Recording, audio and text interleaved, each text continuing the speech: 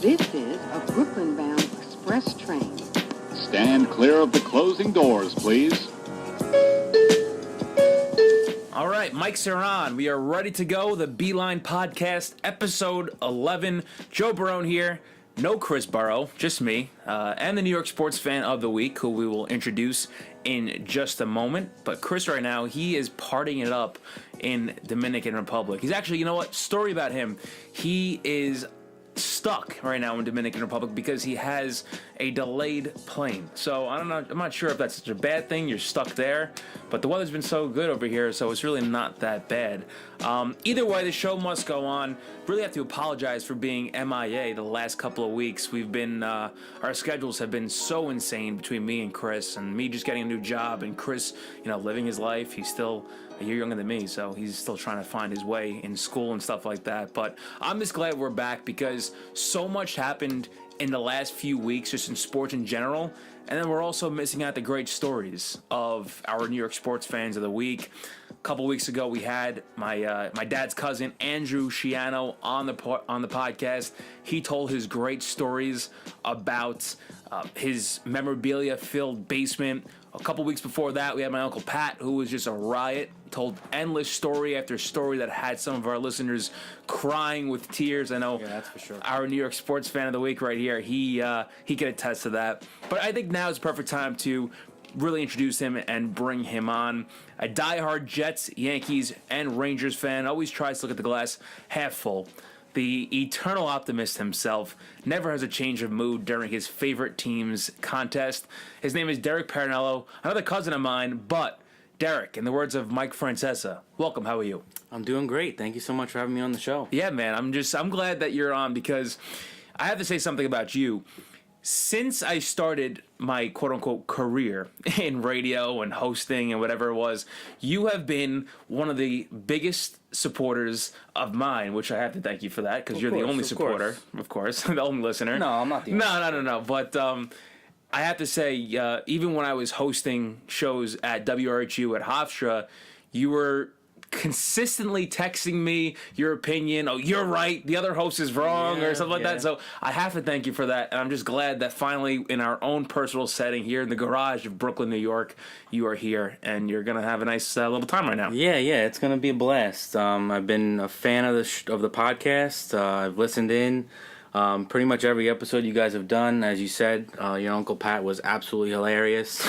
I was actually had to hold in my laughter on the train on my commute into work. Right. But it's just I've enjoyed every episode, and I just wanted to be on. So I thought we could have a nice discussion. And well, if Chris was here, he'd thank you for that too, because it's great to have listeners like that. Yeah, of course.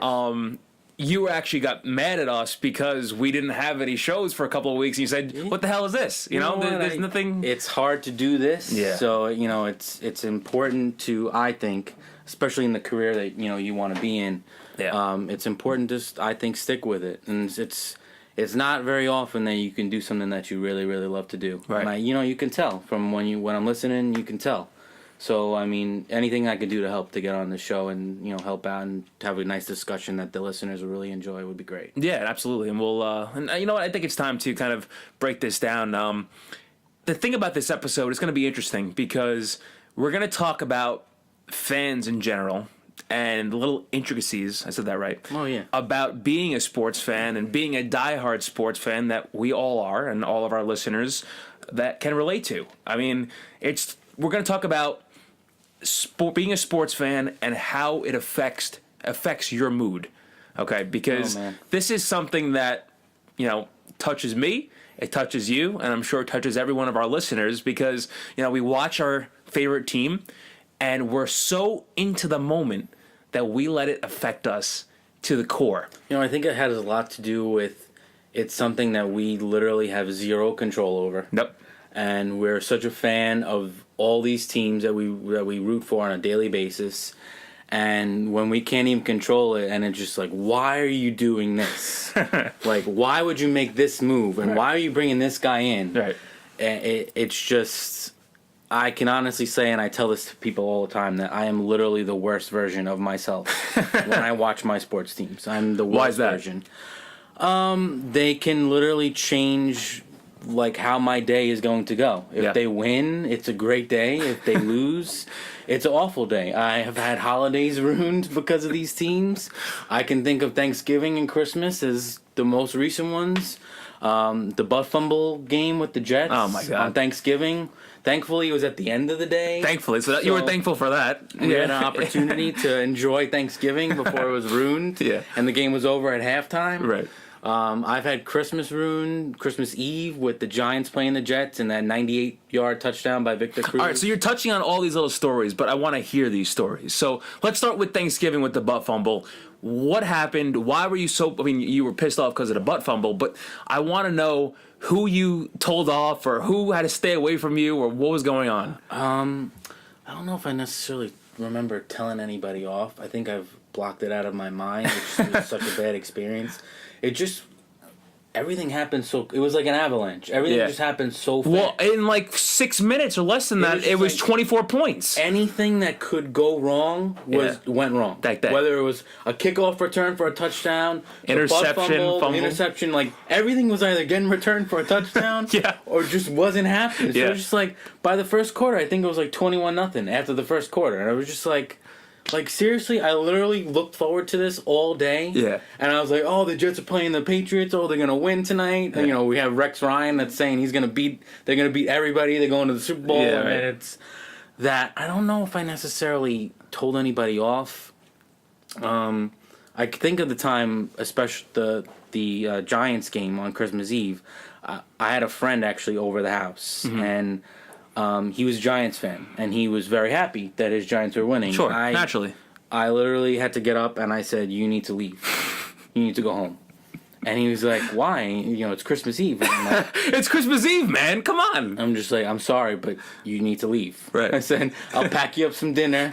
You know, you can have dinner, but you just have to go home. I'm sorry, because I don't know if I could watch the rest of the game with you actually here. Yeah. So I think that was the only time. I mean, I've had times where I was like screaming and yelling. I mean, you've been over the house when I was like out of my mind. But you try to be more level-headed or in comparison to me. Now, I'm watching a Jet game, and I can attest to this because when I was in college, I came to your house every single Sunday. Yeah. We watched all the Jet games together, and that was like 2013, 2014 when they were just miserable. Okay? Yeah. The Jets were miserable in 2012, 13, and 14, and they were losing those games, and it was so gut-wrenching because they were close, but they just were doing the dumbest things ever. Yeah. So I got so aggravated one time that we're in the basement of your house, not your parents' house, you got your own house, you moved on and stuff like that, but I got so aggravated, I said, that's it, I'm going. I went upstairs, and that was it. You and your dad were like, where's he going? And that was it. I feel like being negative does not help you as a fan. Right. I really, honestly, 100%, I really tried to be positive about all of my teams. We've had plenty of discussions just talking through text, and it's happened like that. It's so hard, but I really honestly try to be positive. Because I don't think being negative it's just going to make everything worse. Yeah. I always try to think that whatever decision they made is eventually going to work out. It's eventually going to be the right decision. Well, you would think because they're professionals. So it's like, oh yeah, of course, you have to trust them. Like, I would have to think that someone knows a little more than I do. Right. And I know, like my dad always says too, he's like, we should be like in that room when they're about to make a decision and just ask a fan, like, what do you think of this? Do you think this is a good idea? Right. Because from our perspective, it's just like, we'd be like, no, it's not a good idea. Don't do that. Don't do it. You know, so, I mean, being positive, unfortunately, with a lot of my teams, it's come back to bite me because it's just, especially our conversations are just like, why are you so positive? Everything's going wrong right now, and you're just like, they're gonna come back and win. Yeah. They're down 21-0 at halftime. Yeah, right. It's never happened where they come back and win. Only one time that I can remember with Vinny Testaverde. Monday Night Miracle. Yeah, Monday Night Miracle, but. You know, for some reason, I just have that positivity. I guess maybe my dad gives that to me, but I mean, he's not a Yankees fan. But I guess from that standpoint, just being positive is really the only way to go in my mindset. Well, that's a good way to live. I mean, you're trying to look at the glass half full all the time, which is it's a good way to live. Do you think you get that from your Yankee fan side? Probably. You know what? Now Because you're you've saying seen that, you've seen probably. so much success with the Yankees over the years, and you were born what year? 1989. 89. So you saw the 90s. You grew up I did. in the 90s, and you saw all that winning. Well, I'm 100% honest, and I've always told everybody that I got very lucky becoming a Yankees fan. 100%. My dad, I'm a fan in line with my dad on every other sports team but baseball. Right. If Derek Jeter decided that he did not want to play baseball, I probably would have been a Mets fan today. Right. And it was an innocent reason why I decided to become a Yankees fan. Why? I had just started getting into baseball. I was 6 at the time. And I always thought for some reason that my first name was unique. I always thought that Derek, I didn't know a lot of people that had a first name Derek. You're the only Derek I know. Let alone spelled the same way. Right. So I was watching TV. I was watching the Yankee game was on, and what was he? I think he was 19 or 20-year-old kid named Derek Jeter comes walking up, and I'm just like, oh man, I'm like this guy has the same name as me. Right. It just so happened that he turned into one of the greatest Yankees of all time. Yeah. But I always tell everybody I was a Derek Jeter fan first. Right. And then the Yankees just came on. Mm-hmm. And it was a perfect time because it was in 1995, and in 96 they won the World Series, 98, 99, 2000 they won the World Series, 2001 they went there. Yep. You know, 03 they were there again. So it was just a good time for me to be a Derek Jeter fan and then a Yankee fan. And they were making the playoffs all those years. They were making the playoffs all those years, and it was just the success. And then they weren't afraid to spend money on the players that they wanted. And Right. They developed an organization, and it was just like, maybe I did push that onto my other teams and just being like, they got to know what they're doing. They're experts. I mean, in the Yankees field. know what they're doing, so why can't the Knicks or the Rangers, the Jets know? So, I mean, they kind of had a lull at time. I think it was 2008, 2007, where they were just spending money and they had no, minor league system, and then they changed that. And A couple years ago. They just started dumping money into their minor league system and dumping money into the overseas like spending on players from like Dominican Republic and stuff like that. Yeah. And it totally changed, and I 100% probably pushed that onto my other teams, thinking the Yankees are doing it. Like it doesn't look like they're doing it, and it's hard for them. It's possible. They're growing players on trees, and just like, oh, did you hear about this guy? Like, call him up, and he's great. 100%. I definitely probably call that onto my other teams, especially the Jets, because for some reason I just feel like whatever player they bring in or whatever coach it's going to be the best, or whatever GM they're going to bring in, this is the guy. This is the guy that's going to change it for us. Yeah.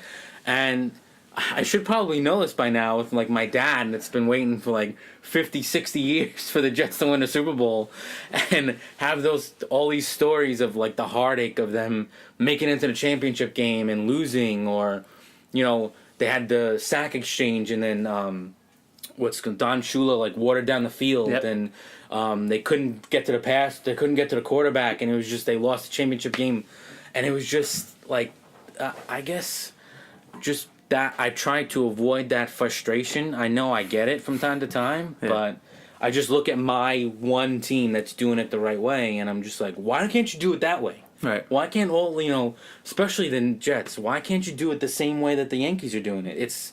They have a GM in place, it's been around forever, that's getting all these good players, and we should be able to do that. Mm-hmm. So I think you make a good point that I definitely push that onto my teams. Now, for me, I get aggravated sometimes, and when I was younger, I used to let a game mess my mood up completely for the rest of the day. So my dad, who's a major Yankee fan, he used to take me to Mets games, and I have to give him tons of credit for that because he was a Yankee fan. He couldn't stand the Mets. He just thought the Mets were irrelevant, wanted no part of them at all. Yet he took me to plenty of Mets games and sat through 9 innings of just pure torture, which I give him a ton of credit for. Yeah. I hope I could do the same thing for my son one day if he ever became a different fan, which I would hope he would become a different fan because I'm not going to push the Mets on him. That's just torture. It's child abuse. With my now, going to be 6-month-old son, that he could be a fan of any team that he wants to be a fan of. It just any team in that Massachusetts area, it's just not allowed. Right. and Which is fine. Like, everyone's like, what are you talking about? I'm like, he's got 29 other teams that he can select. Right. Now, will he probably be a Yankees, Jets, and Rangers fan? More than likely, because that's the stuff I'll be watching. Right. But, yeah. And by the time he grows up, the Rangers will be good again. Yeah. The Yankees will still be good, and maybe the Jets will still be horrible. Maybe. But you know what? You're not going to make him grow up a Giants fan. You wouldn't allow that. You wouldn't allow that. I don't know if I wouldn't get in his way. If he wanted, Really? If he wanted to be a Giants fan, I wouldn't get in his way. All right. I mean, like my dad tells me too. He's like, I'm so glad you became a Yankees fan. He's like, because all this stuff that I got to go through is just like a nightmare. And I'm just like, yeah, I mean, I guess it's a good thing now, but you know, you don't really look at it as you look at the things that involves the sports teams too, like, you know, family and, you know, the camaraderie with your family members, and those are the things that gravitated me, I think, to the sports. Sure. It's just like, you know, sitting down watching a game with your cousin or with your dad or whatever, you know, the memories that you get from that. You know, I think that's really what brought me fully into sports. Right. Was all of that, than really the team themselves. Yeah. I mean, of course, the team, I can think of so many times where, especially, I keep bringing up the Jets, but it's just part of it. I'm sure many of you that are listening know what I feel like, but there were times that I didn't even want to go to school because, like, the Jets lost the day before, and I'm just like, oh my God, I'm going to have to deal with, you know, so-and-so that's a Giants fan, or so-and-so that's this fan. That's like, oh, how was the game? And just, like, it just seems like... Leave me alone. Leave me alone. Come on. Alone. And when they lose, it just seems like it's everywhere. Like, it's on TV. It's in the newspaper. It's on the back page, you know, right where you can see it. Yeah. You know, it's everywhere. When they win, it's like you can't get enough of it. You can find a highlight. You can't get enough of it, though. And you're just like looking on your phone. You're trying to see the replay and see all these highlights of the game. Right. But when they lose, it's just... Yeah. And especially the pain... There's, you know... Being a fan is dealing with those painful losses that you've had. And I could think of so many of them. The Jets losing in a championship game. The Yankees, you know, blowing the 3-0 lead against the Red Sox. Oh, my gosh. I was upset about that. I was a Yankee fan. Well, I was rooting for the Yankees that series. Yeah, I mean, that was a not great version of myself after they lost. I remember breaking a remote that day, which was not a fun experience. Give me some things that you have broken watching a team. No, actually, thankfully, I haven't broken many things because at that point I was living with my parents. So if I did break anything, you would get your head broken. Probably. I just remember like the Jets when they lost in 2009 and 2010. Yeah, 2010 was hard because that was the year. I remember you had came over, and me, you, and my dad were in the basement watching the game. And before we knew it, they were down 21-0. And it was just like, they're going to come back. Not only did they come back, but it was like a great comeback, and they just fell short. And it was just like, why couldn't you would you rather have them lost by 40 and just be like, all right, at least the game's over? Yeah. Than them to come close. And they teased you. Like, and I always remember you telling me, too, it's just like they take your heart out, and they're so nice to it, and then all of a sudden they throw it on the ground and they stomp on it, and it's just like, and they just rub it into the dirt, and that's it. And that's it. Like, why am I a fan of this team? And I just remember going upstairs and just laying in my bed and just being like facing the pillow and just being like, why did I decide to be a fan of this team? Yeah. And not to mention the team that's in your division, the other team that's in your division, your main rival, is winning all the time. Yeah. And he's just like, they got this quarterback that apparently never loses. He's never going to retire. So, and more than likely, with our luck, the next guy that they have is going to be amazing too. Yep. I thought they were going to have that with Garoppolo before they traded him. I thought they were. Thank God they traded him, like, right? This is the guy that's going to be, another 20 years of dealing with this garbage. Yeah. But yeah, I mean, it's your sports teams just don't make you a good version of yourself. They just don't.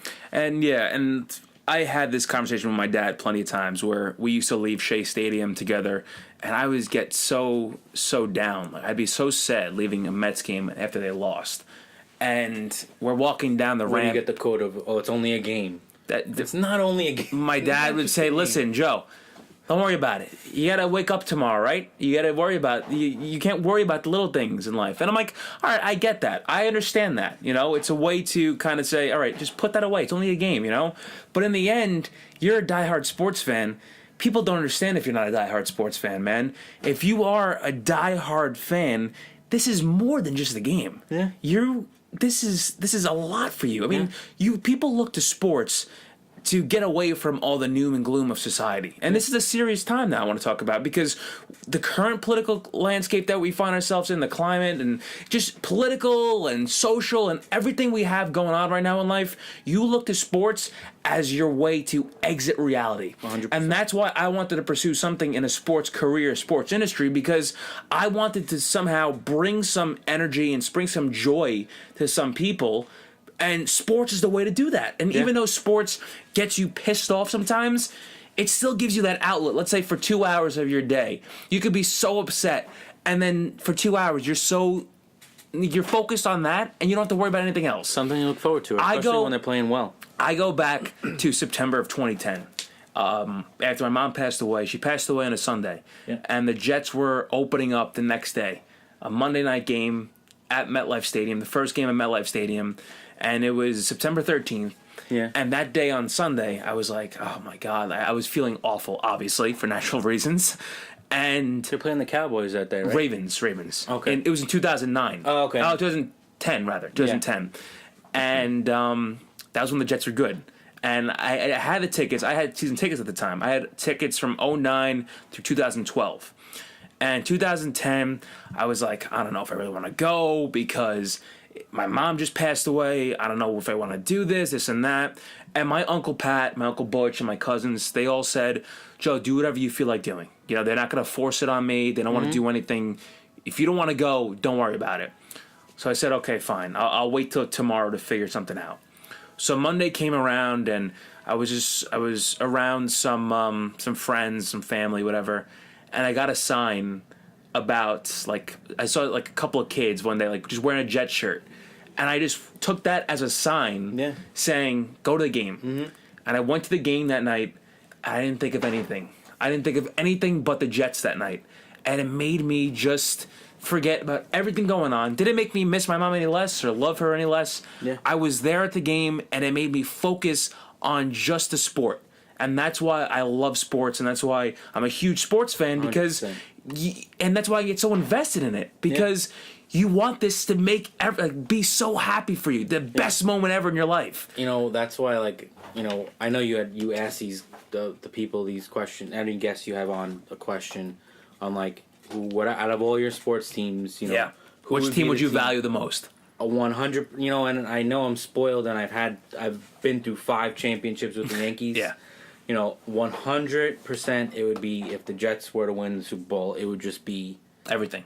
It would just be everything. And it just, like, I guess, like, going through the amount of pain that you go through, right? And especially with a team that's been losing so much, and for them to win, if they were to win at any point in my lifetime, I hope sooner rather than later. Well, yeah, now they got some pieces, hopefully. So, you know, 100% it would be the Jets, and I know for a fact, from my standpoint, it would be a different, like, feeling of winning. Just being that you've gone through so much all losing this pain, that for them to win, and it's just like they're the greatest team. They're the greatest team in the world right now. Today. Yep. They're the greatest team in the world. Yeah. And, you know, and I just, you know, you watch Super Bowl every year, and you just, like, picture your team there holding up the trophy, and you think about, like, how close they were in 2009 and 2010 to being there. Mm-hmm. And, you know, it's almost like I think about it, I'm like, they really weren't that close, and I'm like, wait, they're in the championship game. If they had won that game, they would have been in the Super Bowl. They were the Final Four. So, 100% it'd be the Jets, and I hope one day that they do win, but I agree with you that you use them as an outlet for, you know, any bad things or tough things that are happening in your life. You know, it's always your sports team that you go to that help you, give you that outlet, even if it's just for a couple of hours. It allows you to just forget about what's going on in your life, and you know, and I feel like it helps you heal too. Mm-hmm. Absolutely, it helps you heal, because what that does, especially for me, is that football and sports, I feel like, are family oriented, especially in our family. Yeah, sports is a big part. All these sports teams are a big part of our life. Right.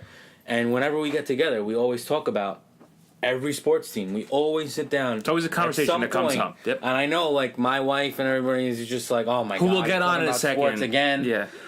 We got to deal with this all over again, and it's just like, and I know it's just like she gets frustrated too, because like every time I go and see my dad, and like we go there for dinner, at some point we're talking about the Jets. Yeah. At some point in the evening, we're gonna bring up the Jets, and I associate that and just like the memories that you get and the family, and I felt like especially for you in that time, the sports and everything helped bring us even closer as a family, which I thought was a really big important thing.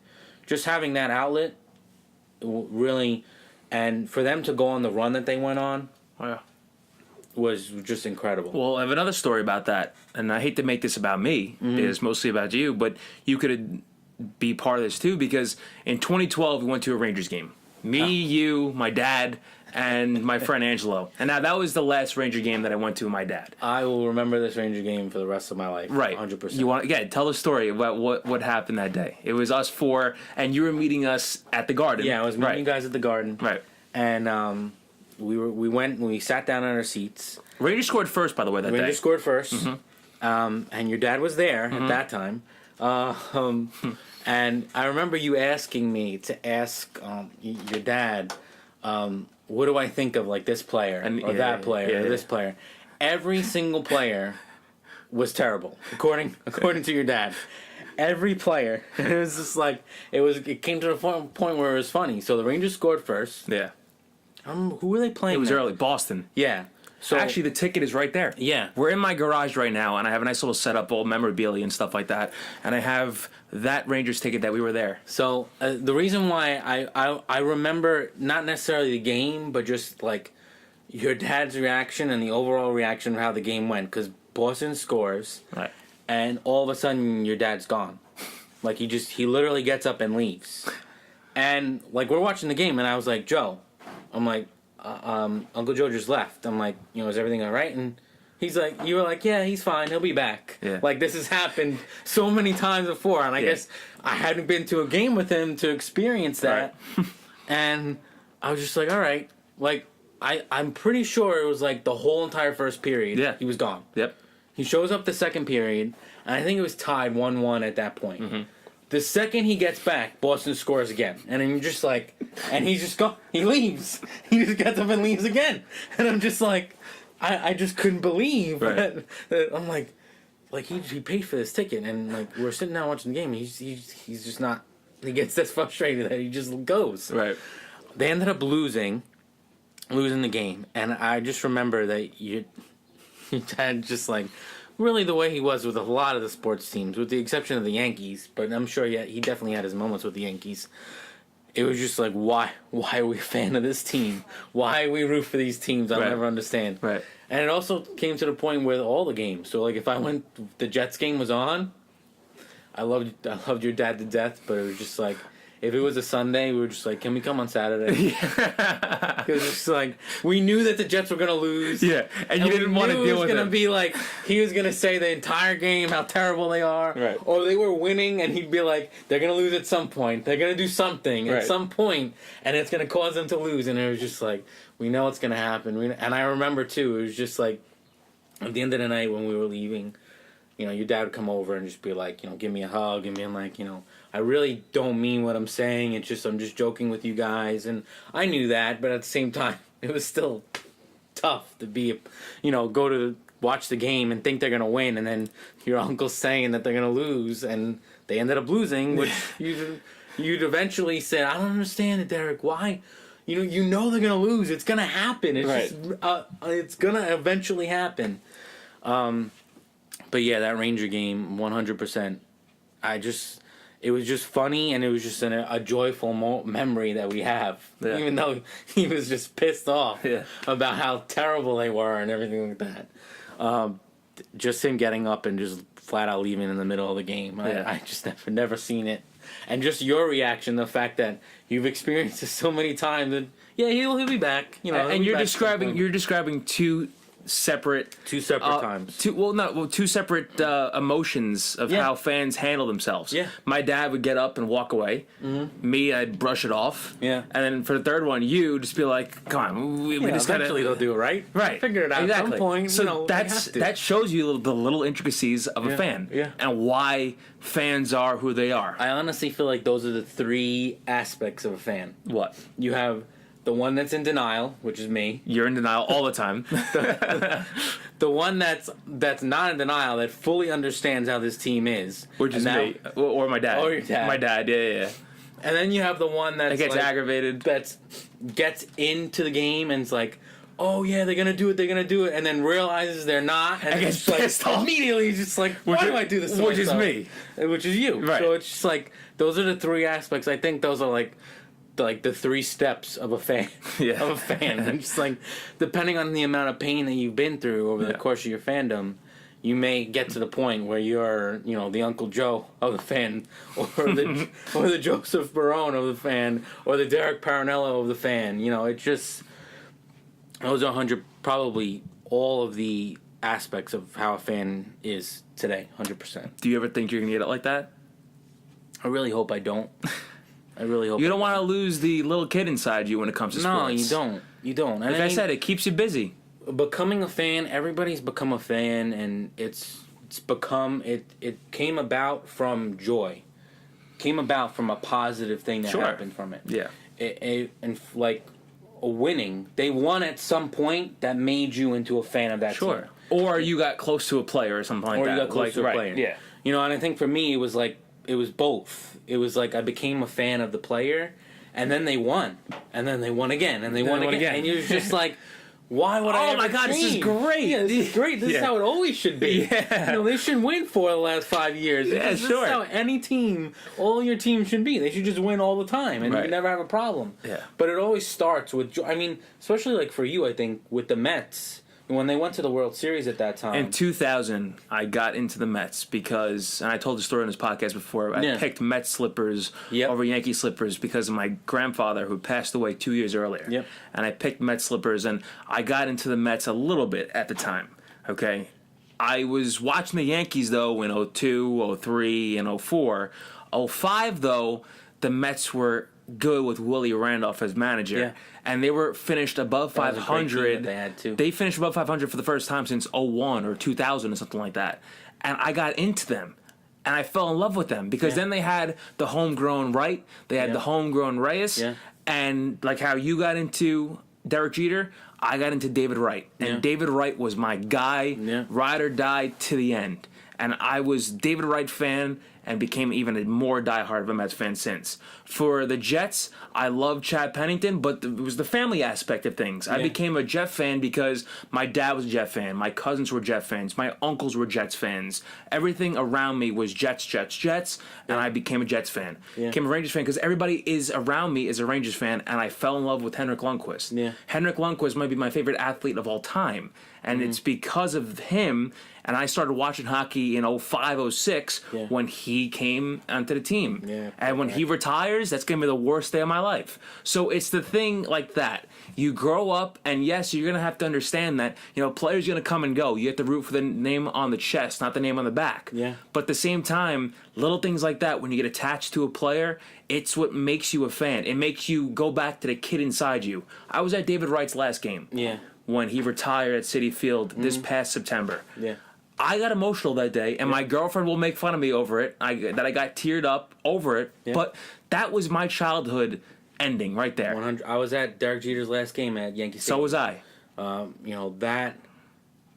That moment will just be like, when I found out he was retiring, it was just like just a punch in the gut, and you're just like, this is my childhood. Mm-hmm. This player, over all these other great players that were around the Yankees, luckily for me, but this player was the guy. He did everything the right way. He did everything right. You didn't see him exemplary, right? Do things off the field, right. And he did everything the right way. He was always a team first guy. He never was about himself, right? And when I found out he was retiring, but just being at that last game, 100%, I got emotional. Sure.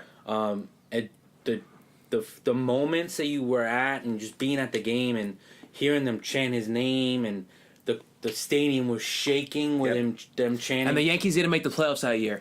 And it was a sold-out crowd in late September. Yep. Felt like a playoff game. And him... I'm not even a Yankees fan, and I love that moment. I remember my wife came with me to the game, and I was just like, when he hit that game-winning hit, I was jumping around. I was giving strangers high fives. I didn't even know who they were. People, hugging people, jumping up and down, screaming. Like he won the World Series with that hit. But it was almost like just a fitting thing for him to go out on. Right. And 100% I got emotional. I was just like, just being there and seeing him and knowing that, this is going to be the last time he's going to be you ever see him in uniform, Stadium. In those pinstripes, there was going to be away games, but this was the last time. Yeah. And him with his family right there watching the game. Yeah. Just all those moments. Every little thing. Like, everything just kind of, like, some players just have that just knack for the dramatic. Jeter was that. The game was going perfectly, and then they had the lead in the ninth inning, and it was just like... And Robertson, who was so good the whole year, and he gives up a 2-run shot to the Orioles? And it was just like... And if it ended like that, it just wouldn't have been right for this type of player. And once he gave up that 2-run homer and tied the game, everybody was like, who's coming up the next inning? Oh, Jeter's up third? He's going to do it. And I knew it. You knew it. Knew it was gonna happen. It was just like the lead runner gets on. I don't remember who the runner was because he was a minor league player. He was that pinch ran. Yeah. Someone walked. Right. And then they brought in another guy, Richardson. Oh yeah. Wow, that's good. Yeah. I just remember the Michael K call from it because I watched it so many times. Sure. But the second he came up, and I was just like watching the game, and just like the second baseman, I'm like, he's playing a little bit towards second. I'm like, there's a hole where he always hits. Where he hits the ball. And it was just like right through the right side. And it was just like, I was telling them, I'm like, you better run. I'm just like screaming at Can you imagine if he got thrown out the plate? Oh my God. He would have been done. He would have been done. He would have just been like, just cut him. The fan that would have just been like, he can't be on the team anymore. It was like what happened with David Wright in his last at-bat. He popped up towards right to the first base side, and some scrub first baseman, career minor leaguer, reached over to make the catch. And that was Wright's last at-bat. And it's like, come on, you're really going to do that? You know what? The ball's foul. Let it go in the stands. It's David Wright, Sometimes, it's hard to see those parts because you have the players that try to go out. Oh, absolutely, and I understand that. And then you have the moments where those great players don't know when it's time. Yeah. And they just keep trying and keep trying and keep trying. They make it back, and they just don't know when it's time. You got to admire it, though. You got to admire it, though. It's that work ethic. You're playing a game that you love. You love it, yeah. And it's just like, you've been playing it for so long, and this is all you know. And you don't realize when you're... when it's time. Right. Especially when you're in it and you're just doing it every day. Right. You just want to get back out there. Mm-hmm. I can feel for that. I mean, I can... Not like I can understand because I was never a major league player, but just knowing that, this is the end, I don't... And it's a game that you love and you just are passionate about. It's your childhood coming to an end. My body's just not able to do it anymore. Right. And just like I could feel for them when they're crying like that. I want to cry. I want to cry with them. I'm just like, it's all right. It's gonna be okay. And it makes us as sports fans kind of put ourselves in other people's shoes when they have something they're passionate about. I know, some people like.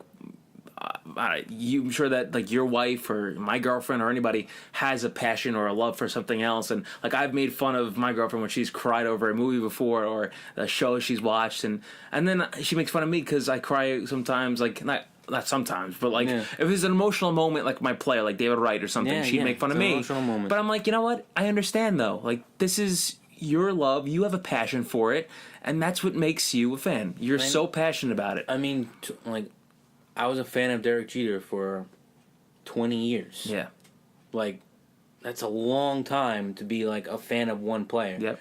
To the point where I come to his defense. Over anything. My friends will tell you, I'll come to his defense for anything. Yeah. Because people always, that was right around the time steroids was big. Was he on steroids? And I was like, no, he wasn't on steroids. And it was just like,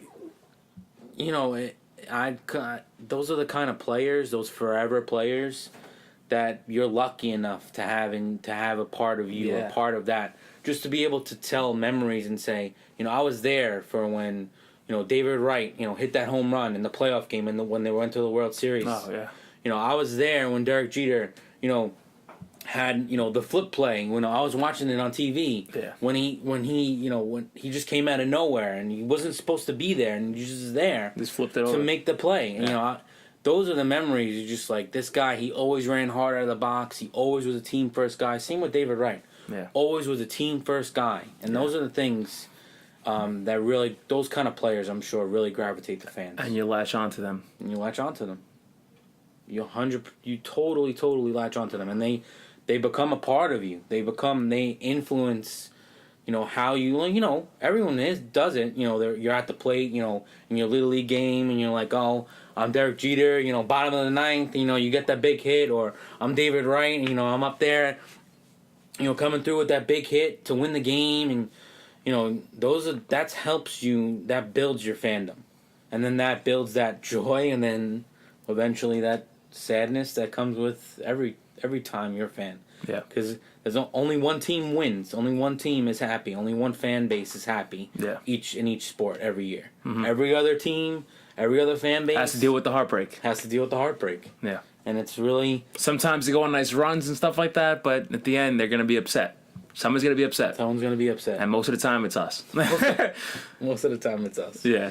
Especially with football and hockey. Yeah, 100%. It's us usually. Yeah. Usually it's us, unfortunately. But maybe we got some things turning around and we got some right people in place that can hopefully get us in the right direction. Well, on that note, we've extended this podcast for quite some time. I thought this was an unbelievable discussion. Yeah, I agree. You had fun? I did. You still want to keep on going, don't you? Oh, yeah. I could talk about this forever. I know. Talk about this forever. Yeah. Well, hopefully we could have you on again. I know you've called in on this podcast plenty of times. If anytime you want to come back on again and have another discussion about another topic, yeah, I'd love to. You're more than welcome to join us. Hopefully Chris will be here next time as well. Yeah, and I'll put a little shout out too in the fact that whoever's listening to this podcast right now, by all means, they want you in as a guest. So please, reach out. Try to get on the show. Shoot me a text. Shoot Chris a text. And we got to keep it moving. We got to keep it going so that they could keep this thing in motion because it's a great show. And I'm sure a lot of people that are listening really want to be on it. So you got to reach out and you got to get on the show. Yeah, we don't know unless you want to be on. Yeah. Right? Unless you tell us. So we can always do our best to reach out to you guys. But in the end, if you want to be on it, just let us know. You know our numbers if you know us, or Facebook us, or message us any way possible. Snapchat us, Instagram us, slide into our DMs, and just make sure that you know your sports, all right? Even if you don't know, if you had a story or something like that, you could be on. We love it. We love it anyway, all right? We're good? Yeah. We're good. All right, on that note, we will see you hopefully next week. We'll have another great story on, another great guest, and hopefully my co-host Chris will be back here too. All right, on that note, enjoy the rest of your weekend. Happy Memorial Day, and ciao, baby. Stand clear of the closing doors, please.